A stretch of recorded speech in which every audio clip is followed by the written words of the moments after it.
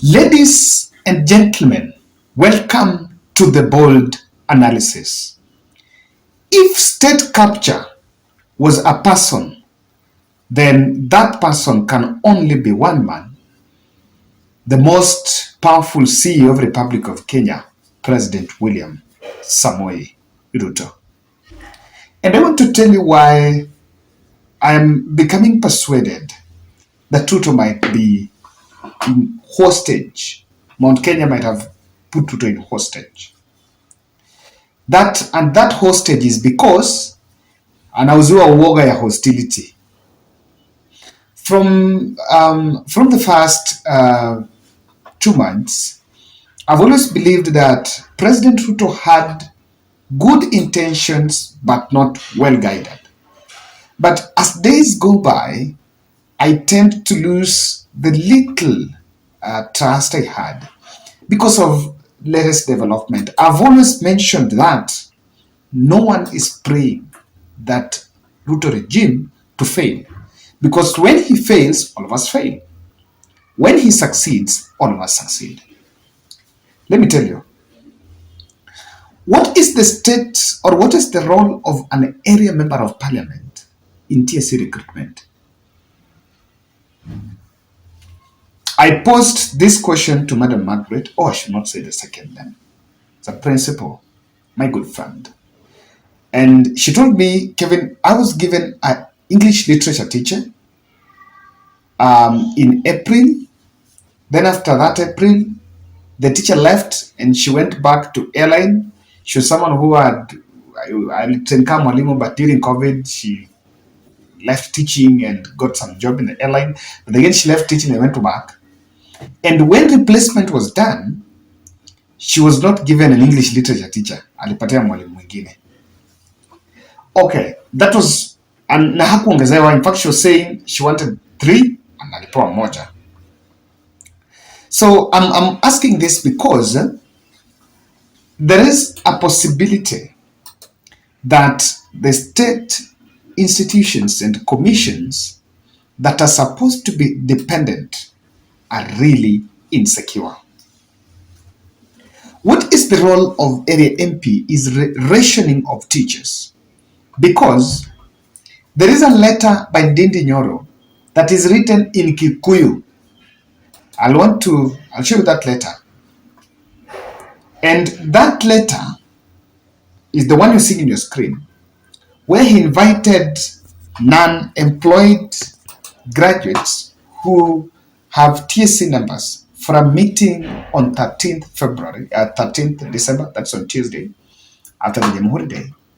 From what many, and of course when this letter surfaced, the criticism has emerged that it seems he's promising them some favorism. If you look at this letter, I'm also wondering, you are calling for a meeting to meet unemployed teachers, yes, and this is a memo, that's a notice. Why do you write in Kikuyu? If you look at it, the letterhead is in English.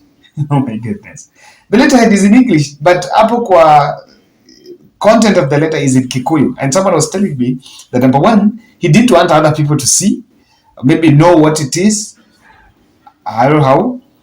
Number two is that he wants that letter to get to the residents of Kiharu so that they can see that maybe amechukua watoto wao amepeleka kwa walimu wameandikwa. I don't know.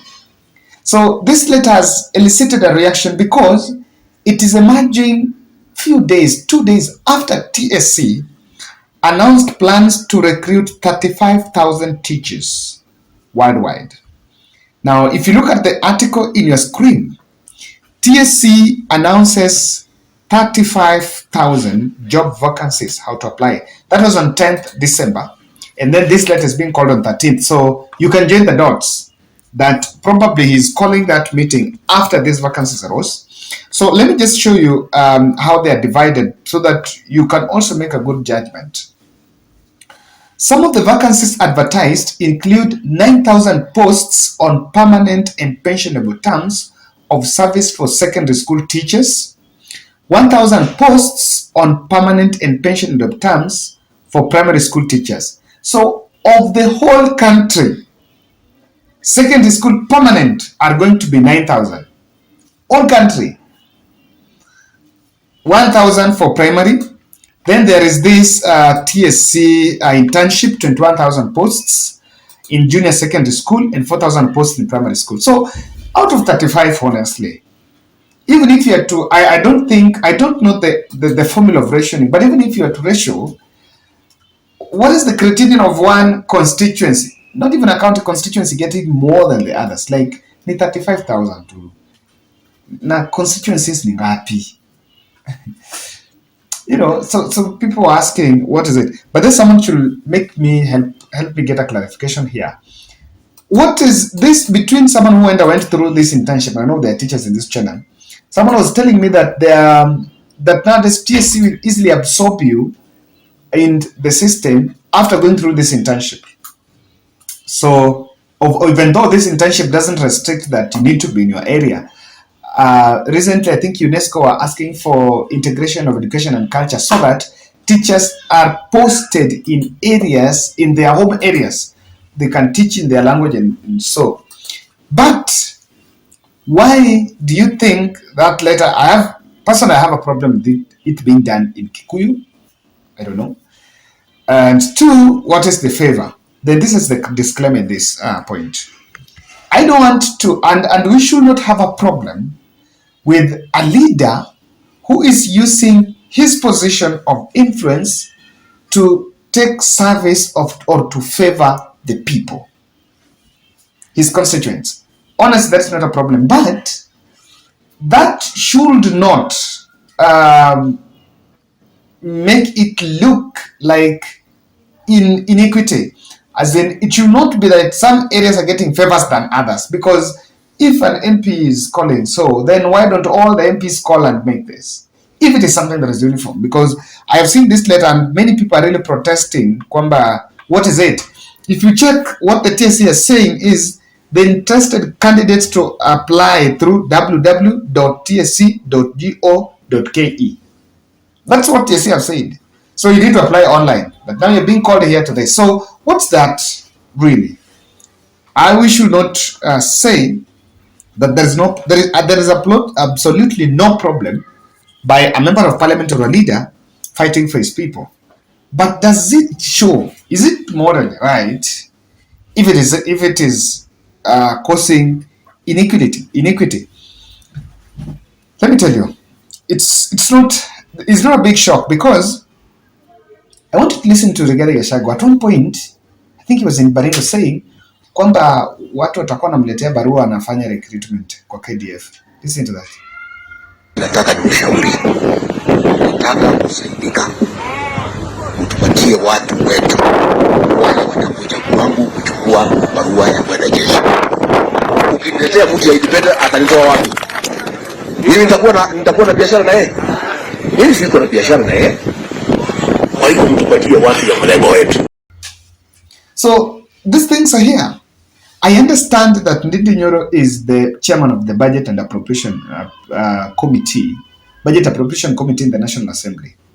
So because he's a man that sits on budget, of course, he can always maneuver his ways and make sure that he gets better slots or more slots for Kiharu. For this might be for political purposes, but I want us just to interpret it a bit further. Kindly subscribe to our channel, click the notification bell, and also like our video. Thank you very much for those who support. Asanteni sana from wherever you're watching. Nairobi is fine. President Ruto, independence of government commissions and institutions is tactically threatened by insecurity of tenure.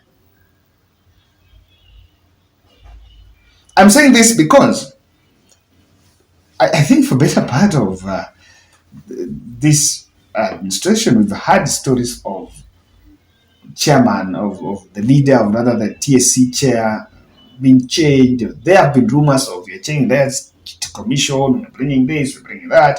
In fact, even TSC, the deputy or vice chair came into office recently. Sijui alikuwa off ama sijui alikuwa ametolewa or something. There is something, there is some restructure, there is some reshuffling that happened. Someone who had not been in office came back. So what could also be happening is these leaders of, or rather the executive officers in these commissions might feel threatened and dance to the political tune. Because without that, maybe it is through that we are going to make sure that we secure your work. And that is why the president, if you want independence and you really mean well for it, then don't reshuffle. Number one, just embrace sort of some continuity so that let these people finish their terms and go. But when mtu anatishwa, they will fall to the political trap, because politicians want merit. They want to get to be seen as doing something. But then, from this, Mount Kenya question might derail Ruto regime. I've always said this, and I'm not afraid to repeat that there is absolutely no problem with the President Ruto preferring Mount Kenya, because even people in Mount Kenya are Kenyans like us. We are all equal. But that should not be a center focus that even the other seems to be complaining, because you are actually profiling. Technically, such move seems to be profiling a community, and not negative profiling, but of course positive profiling. But they seems to be pushing like kitu kifanyika, if there is a recruitment, what is in it for Gema? When there is this one, what is in it for Gema? And to this extent, because I know there are people who may come from the other parts of the country that may see this letter like, hey, what? Kwani mimi mbona MP wangu wafanyi? Mbona MP wangu hawezi kuwa na say? And of course, the truth is not everyone can have a say. Mainstreaming of development, I have a feeling, is not in the table. That's one thing I've been really speaking about, that we need to mainstream development. And this is an indicator that we need to balance. Kabalansike tu. It should not be, people should never feel like when that letter surfaced, that's when someone saying that, okay, the 35,000 slots that TSA have advertised, have someone already been given his slots he's going to give to his constituents? That's the question. So when that emerges, it doesn't really look good technically. There is a difference between being in power and out of power. We are actually criticizing Rigathi Gachagua for saying kwamba tunataka kuwapatia watu wajue kupiga kura. The tragedy and sad enough is that that's how we are fashioning our politics. We are fashioning our politics that it's only me, and when I'm power, it's me and my people and myself and myself. We are fashioning it differently. It's a bad tragedy, because that's what I mentioned is making our politics a do or die.